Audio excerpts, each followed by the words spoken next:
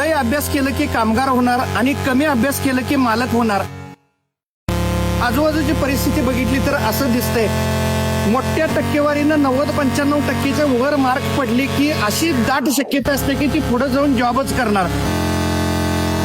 परंतु तुम्हाला उद्योजक व्हायचं असेल, मालक व्हायचं असेल, स्वतःचं साम्राज्य उभं करायचं असेल तर शाळेत जरी कमी टक्केवारी असली तरी जगाचं आणि जगण्याचं ज्ञान किती घेतो. खरं तर विद्यापीठ नुसता शालेय शिक्षणात ना, अकॅडमिक शिक्षणाच्या विद्यापीठातच शाळा शिकायला पाहिजे असं नाही.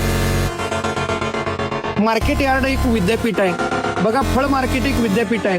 सगळ्या उद्योजकात फिरणं, बाजारात फिरणं, वेगवेगळ्या लोकात वावरणं, माणसात वावरणं, राजकारणी लोकात सुद्धा फिरणं, ही सगळं जन्मापासून सकाळपासून संध्याकाळी भेटणारं प्रत्येक माणूस हे एक विद्यापीठच आहे. प्रत्येक ठिकाणी हे विद्यापीठच आहे. आणि हे सगळं 100 ठिकाणाचं ज्ञान जे शिकतोय तो खरं तर पुढे जाऊन मालक होते. कारण माझा तुम्हाला प्रश्न आहे, किती टक्के मार्क पडल्यानंतर तो स्वतः मालक होते?